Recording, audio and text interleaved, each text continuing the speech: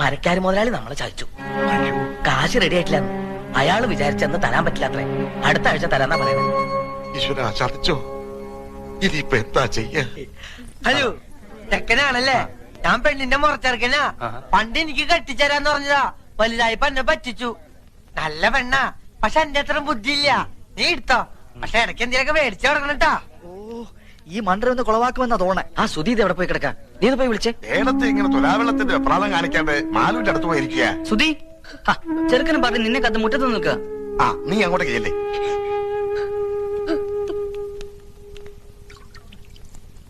നിശ്ചയത്തിന് വരാൻ പറ്റിയില്ല. ഈ വീട്ടോത്തോണ്ടാ. ലോഹ്യ ചോദിക്കലൊക്കെ പിന്നെ ആവാം. മുഹൂർത്തത്തിന് സമയമായി. വരൂ. ശരിക്കും തെളിക്കിട്ടോ മണൊക്കെ ഒന്ന് പോട്ടെ. അതെ, എന്താണ്? നമുക്ക് ചെറുക്കന്റെ അച്ഛനൊന്ന് കാണണ്ടേ? ആ, കാണലൊക്കെ കഴിഞ്ഞിട്ടല്ലേ നമ്മൾ ഉറപ്പിച്ചത്. ആ കാണല് പോരല്ലോ.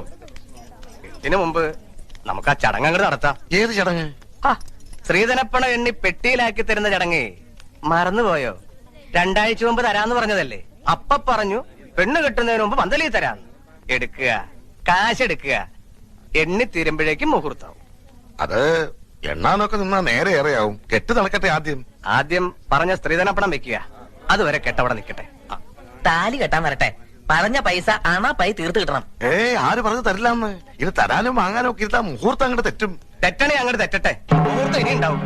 അങ്ങനെ പറയരുത്. പൈസക്ക് ഇത്തിരി ടൈറ്റായി. തരാമെന്ന് പറഞ്ഞ ആള് പറ്റിച്ചു. അല്ല, കെട്ട് കഴിഞ്ഞാലും വാങ്ങാലോ. ആ ശീലം ഞങ്ങൾക്കില്ല. ഞങ്ങളുടെ നാട്ടിലൊക്കെ പറഞ്ഞ വാക്ക് വാക്കാ. ഒച്ച വെക്കരുത്, ആളുകൾ കേൾക്കും. കേൾക്കട്ടെ ആളുകൾ. കുഞ്ഞിരാമന്റെ നെറികേട്. ഇനി ഒരു അവധിയില്ല. പൈസ തന്നിട്ട് മതി കല്യാണം. സ്ത്രീധനം കടന്നിർത്തി തന്ന അതിന്റെ കേട് ഞങ്ങൾക്കാ. ഇനി ഞങ്ങളുടെ കഷ്ടകാലത്തിന് പെണ്ണെങ്ങാനും വല്ല സ്റ്റൗവും പൊട്ടിത്തെറിച്ച് ചത്താ പിന്നെ ഭർത്താവും അമ്മായിച്ചിനും ജയിലിൽ കയറേണ്ടി വരും. എന്റെ കുട്ടിയുടെ ജീവിതം നശിപ്പിക്കരുത്. തറവാടിന്റെ മാനം പോണ കാര്യ. മാനം ഉള്ളവർക്കല്ലേ മാനം പോകുന്നുള്ള ആദ്യം വേണ്ടു. പറഞ്ഞു പറ്റിച്ച് പെണ്ണ് കെട്ടിക്കാമെന്ന് വിചാരിക്കണ്ട. മോനെ, ഇവൻ എന്റെ മോനാടോ. ഓശാരത്തിന് കെട്ടോടാ എനക്ക് വേണ്ട. ഒന്ന് വന്നേ, ഒരു കാര്യം പറഞ്ഞോട്ടെ. അതെ, നമ്മളൊക്കെ ചെറുപ്പക്കാരല്ലേ ചങ്ങാതി. പണത്തിനേക്കാളും പ്രധാനമല്ലേ കല്യാണം? പണം ഞങ്ങൾക്ക് അത്ര നിസ്സാരല്ല. ഈ കല്യാണം ഇപ്പൊ നടന്നില്ലെങ്കിൽ ഇനി ഒരു കല്യാണം ഉണ്ടാവില്ലെന്ന അവിടെ ജാതകത്തിൽ. പൈസയുടെ കണക്ക് പറഞ്ഞ് ഈ കല്യാണം മുടക്കരുത്. കല്യാണം കഴിഞ്ഞ് ഒരുമിച്ച് ജീവിക്കേണ്ടത് അച്ഛനും അമ്മയല്ല, നിങ്ങളാ. എനിക്ക് എന്റെ അച്ഛനമ്മയെ ധിക്കരിക്കാൻ പറ്റില്ല. ധിക്കരിക്കണ്ട, അവരെ കാര്യം പറഞ്ഞ് മനസ്സിലാക്കാലോ. താനിപ്പോ സ്റ്റാൻഡായിട്ട് നിന്നുണ്ടെങ്കിൽ അവരെന്ത് വിട്ടുവീഴ്ചയ്ക്കും തയ്യാറാവും. എന്നോടൊന്നും പറയണ്ട. എന്തായാലും അച്ഛന്റെ തീരുമാനം വലുത്. എടോ, താനൊക്കെ ഒരാണാണോ? മൂക്കിന്റെ തല മീശം വെച്ച് നടക്കണു. ആണുങ്ങളായാലേ കുറച്ചൊക്കെ നട്ടല് വേണം. അല്ല, താനാരാ? താൻ എത്ര വലിയ ആണാണെങ്കിൽ താൻ പോയി കെട്ടറോ. തന്റെ സ്ഥാനത്ത് ഞാനായിരുന്നു ഞാൻ കെട്ടിയേനെ. എങ്കിൽ താൻ കെട്ടറോ. ഞാൻ കെട്ടും.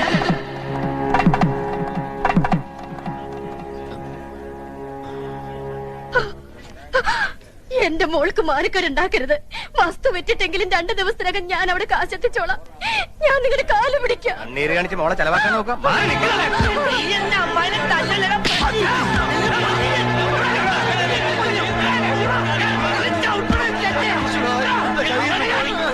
കയ്യിന്നല്ല, ഈ ചെക്കൻ നമ്മൾ തലേന്ന് പോയി തണ്ടേ. ഓണം ചെറ്റേ, നിനക്ക് തരാനുള്ള പെണ്ണില്ലടാ. ഓനെ കൊണ്ട് വല്ല കാശുള്ള പട്ടിനെ തൊടലിട്ട് കെട്ടണ പട്ടി. ഇനി ഇവിടത്തെ പെണ്ണിനെ കെട്ടാൻ ഞങ്ങളുടെ പട്ടി വരും. എന്താടാ നോക്കിയിരിക്കണത്? വിളിച്ചിരിക്കണ്ടു വാടാ. പോവാണോ? നമുക്ക് കാര്യങ്ങൾ പറഞ്ഞു തീർക്കാം. വിടറോ. ഇനി എന്ത് പറഞ്ഞു തീർക്കാൻ? പറഞ്ഞു തീർത്തോളം മതി.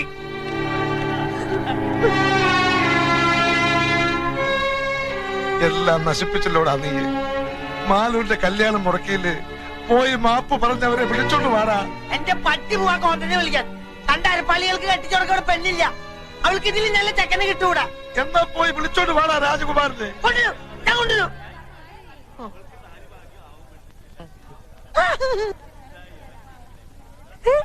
രാജകുമാരാ,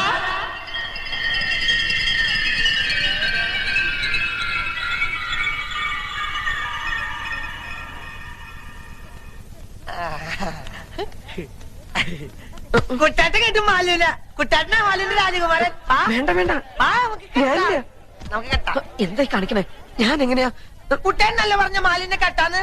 കുട്ടാട്ട അങ്ങനെ പറഞ്ഞോണ്ടല്ലേ ഞാൻ ആ ചെക്കന്റെ തന്തട മോന്തക്കിട്ട് 2 പൊട്ടിച്ചേ. എന്നിട്ട് കുട്ടാട്ട വാക്ക് പറ. വാ, കുട്ടാട്ടൻ വന്നില്ലേ ഞങ്ങളുടെ അമ്മായി ചത്തു കൂട്ടോ. വാ, കുട്ടേട്ട വരാൻ.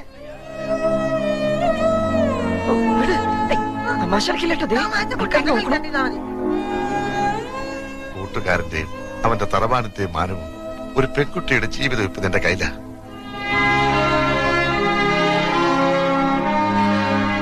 വിധി അതാന്ന് വെച്ചാ അങ്ങനെ തന്നെ നടക്കട്ടെ. മണ്ഡപത്തിലേക്ക് കയറിയ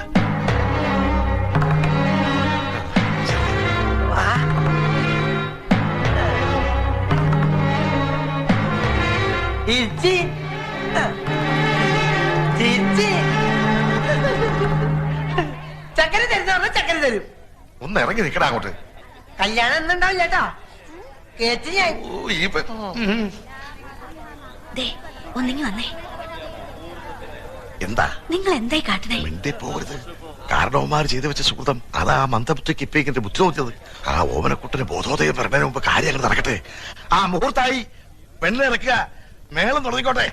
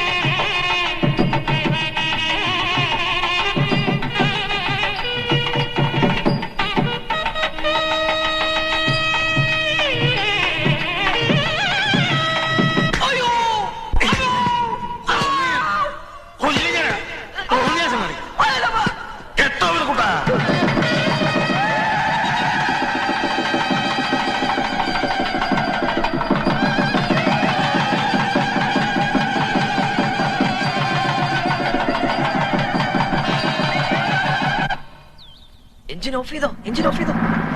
കൈമൾ മാഷ്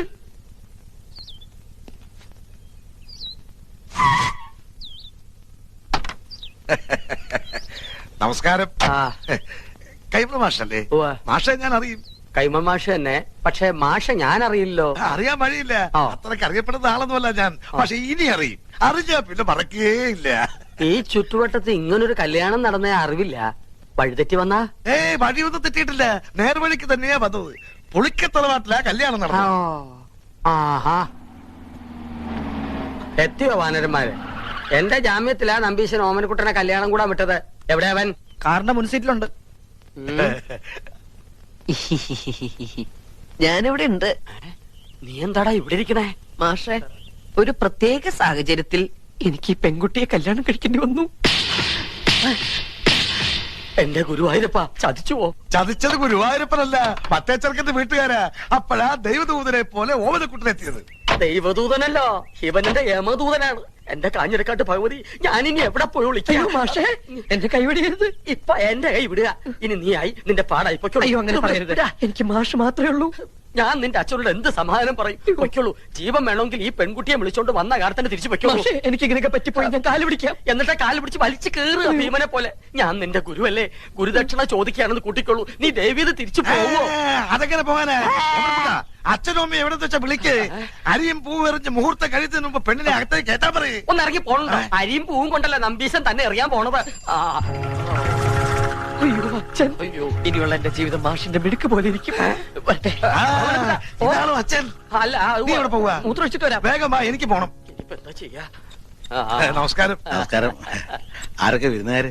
വിരുന്നുകാരല്ല, കല്യാണക്കാരാ. ഞാൻ തീരെ പ്രതീക്ഷയില്ല കേട്ടോ. എവിടെ ഉള്ളവരാ? ഞങ്ങൾ ഇനി ഈ വീട്ടുകാരാകാൻ പോവുക അല്ല പക്ഷേ? അതെ, ഇവിടെന്ന് വെച്ചാ? അല്ല, ഇവിടെയൊക്കെ തന്നെ നമ്മുടെയൊക്കെ പരിസരത്ത് ഇങ്ങനെ. അതാ ഞാൻ തന്നോട് ചോദിച്ചേ, ഈ പരിസരത്താരാ ഇങ്ങനെ രഹസ്യമായിട്ട് കല്യാണം? രഹസ്യമായിട്ടല്ല, പരസ്യമായിട്ട് ഈ കുഞ്ഞിരാവിനെ നടത്തിയത്. നല്ല അന്തസ്സായിട്ട്. സംശയമുണ്ട്, ചെക്കനോട് ചോദിച്ചു നോക്ക്. ചെക്കനോടുള്ള? അല്ല, ചെക്കൻ ഈ പരിസരത്തൊക്കെ ഉള്ളത് തന്നെ. ഈ പരിസരത്ത് വെച്ചാ? ഇങ്ങ വന്നേ. അതെ, കാലമൊക്കെ മാറിയിരിക്കണം നമ്പീശ. കലികാലം ഇപ്പൊ. അതുകൊണ്ട് കഴിഞ്ഞത് കഴിഞ്ഞു എന്ന് വിചാരിച്ച് നമ്പീശം വേണം ആശ്വസിപ്പിക്കാൻ. ഒരു വാക്ക് തന്നെ നേരത്തെ ഒന്ന് പറയണ്ടോ? അല്ല, എന്തുകൊണ്ട് ചെയ്യാറുണ്ടല്ലോ നമുക്ക്? പറയാനുള്ള സന്ദർഭം കിട്ടിയില്ല, വളരെ പെട്ടെന്നായിരുന്നു. അത് ശരി. അതെ, നല്ല ബുദ്ധിയുണ്ടെന്ന് ആലോചിക്കുക. ഇപ്പൊ നമ്മുടെ ഓമനക്കുട്ടനാണ് ഇങ്ങനെ ചുമ്മാ ചെയ്തെന്ന് വിചാരിക്കുക. നമ്പീശൻ എന്താ? ഓമനക്കുട്ടനാണ് ചെയ്തെങ്കിലുണ്ടല്ലോ, രണ്ടിനെ അരി ഞാൻ പട്ടിക്കിട്ട് കൊടുക്കും, അറിയാവോ? അല്ലെങ്കിൽ പിന്നെ ഞാൻ തന്തേന്ന് പറഞ്ഞ് എന്തോ ജീവിച്ചിരിക്കുന്നത്. അങ്ങനെയാണെങ്കിലേ താൻ മരിക്കണോ ജീവിക്കണോ എന്ന് ഉടനെ തീരുമാനിക്കേണ്ടി വരും. എന്തിന്? ഇത് ഓമനക്കുട്ടൻ കല്യാണം കഴിച്ചുകൊണ്ടിരിക്കുന്ന പെട്ട കുട്ടന്റെ അച്ഛ കല്യാണം മുടങ്ങി നാട്ടുകാരുടെ മുമ്പില് കൂട്ടുകാരന്റെ തറവാടിന്റെ മാനം കിടന്ന ഘട്ടത്തിലാണ് ഓമനക്കുട്ടൻ മാലുവിന്റെ കഴുത്തിൽ താലി കെട്ടിയത്. വീട് ഏതാണെന്ന് വെച്ചാൽ അവരെ അനുഗ്രഹിച്ച് അകത്തേക്ക് കയറ്റിയാട്ടെ. മിണ്ടിപ്പോരുത്. തോന്നിയാസം കഴിഞ്ഞിട്ട് ഒരുമാതിരി അടിച്ച് പല്ലിയങ്ങളെ. കല്യാണം കൂടെ വന്ന ചെക്കന്റെ തല പെണ്ണിനെ കെട്ടിവെച്ചിട്ട് കുടുംബ മഹിമ പറയുന്നോ? ഇപ്പൊ ഈ നിമിഷമാണ് ഇവിടുന്ന് തന്റെ പെടനെ കൊണ്ട് എന്ന് പറഞ്ഞാൽ എങ്ങനെ? അവൻ പുറ കൊടുത്ത പെണ്ണായത്. അവൻ കെട്ടിയ താലിയായി കഴുത്തെ കിടക്കുന്നത്. ആരോട് ചോദിച്ചോടെ കെട്ടിച്ചത്? അവൻ അനാഥ ചെക്കനാന്ന് വിചാരിച്ചോ? അവനെ കുറിച്ച് എനിക്ക് എന്തറിയാം? +2 പഠിക്കുന്ന ചെക്കനെ സംഭവിക്കാനുള്ളതൊക്കെ സംഭവിച്ചിട്ട് ഇപ്പൊ നമുക്ക് എന്ത് ചെയ്യാൻ പറ്റും? ആ പെൺകുട്ടിയെ അകത്ത് വിളിച്ചു കൊണ്ടുപോവുക. താനും മേടിക്കാടി. താൻ ഒറ്റ ഒരുത്തം കാണാൻ ഇതൊക്കെ ഉണ്ടായത്. ഇതിനെന്താ ചെയ്യാൻ പോകുന്നതെന്ന് കാണിച്ചുതരാം. തന്നെ തന്നെ തറവാട്ടുകാരെ മുഴുവൻ ഞാൻ കോടതി കയറ്റും. പിന്നെ എന്റെ മോൻ കെട്ടി താലി അത് ഞാൻ കോടതി വെച്ച് അഴിപ്പിച്ചിരിക്കും.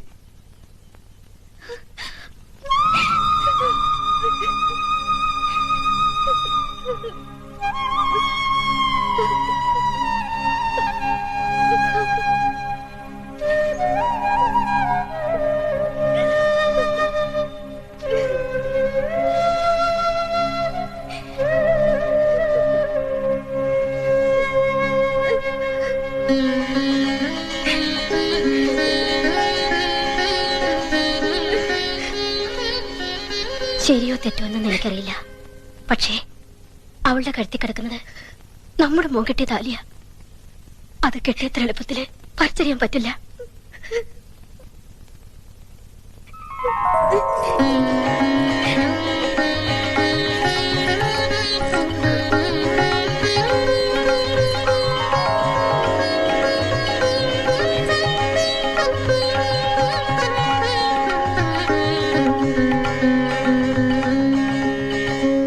എങ്ങോട്ടാ? ഞാൻ അകത്തേക്ക്. താൻ പോണ്ട. ഇനി ഈ ബന്ധത്തിന്റെ പേരും പറഞ്ഞ് താനോ തന്റെ തറവാട്ടിൽ ആരെങ്കിലും ഈ പടി ചവിട്ടിയ അരിഞ്ഞു കളഞ്ഞൻ.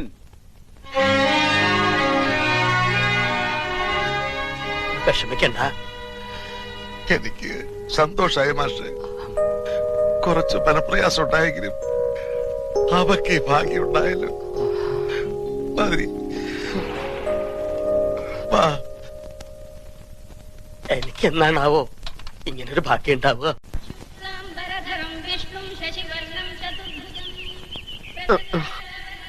അനന്തശയനം മതിയാക്കുക. നല്ല ഉറക്കം കിട്ടിയോ? ആ ഉറങ്ങിപ്പോവും. സ്വയംവരം കഴിഞ്ഞാന്റെ ക്ഷീണം കാണും.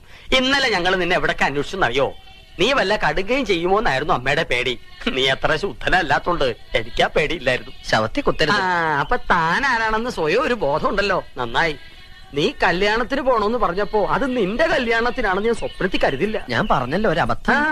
അബദ്ധങ്ങളുടെ ഒരു ഘോഷയാത്ര തന്നെയാണല്ലോ നിന്റെ ജീവിതം. പക്ഷെ ആ ഘോഷയാത്രയുടെ മുന്നിൽ കൊടിയും പിടിച്ച് നടക്കാൻ നീ എന്നെയാണല്ലോ തെരഞ്ഞെടുത്തെന്ന് ഓർക്കുമ്പോഴാണ് ഒരു വിഷമം. അച്ഛൻ അയ്യോ എന്താ പക്ഷേ? ഹേയ് ഒന്നുമില്ല.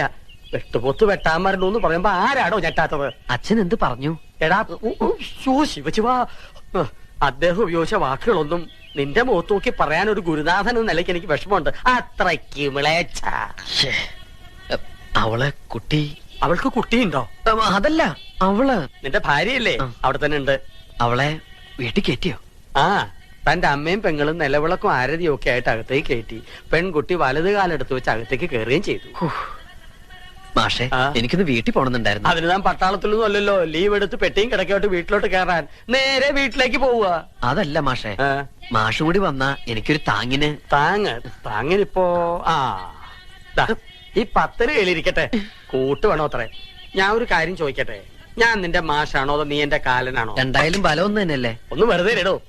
നിന്റെ തന്തയുടെ തെറി മുഴുവൻ രാവിലെ കുത്തിയിരുന്ന് കേൾക്കായിരുന്നു ഞാൻ. അതിന്റെ നാറ്റം ഒന്ന് മാറിക്കിട്ടാൻ വേണ്ടിട്ടാണ് കുളിച്ച് ശുദ്ധമായിട്ട് അമ്പലത്തിലേക്ക് പറഞ്ഞത്. ശിവ ഇവിടെ ഒന്നും കണ്ടിട്ടില്ലല്ലോ. എന്താ പേര്? മിസ്സിസ് പരമേശ്വരൻ. മിസ്സസ് ആണോ? മിസ് ആരും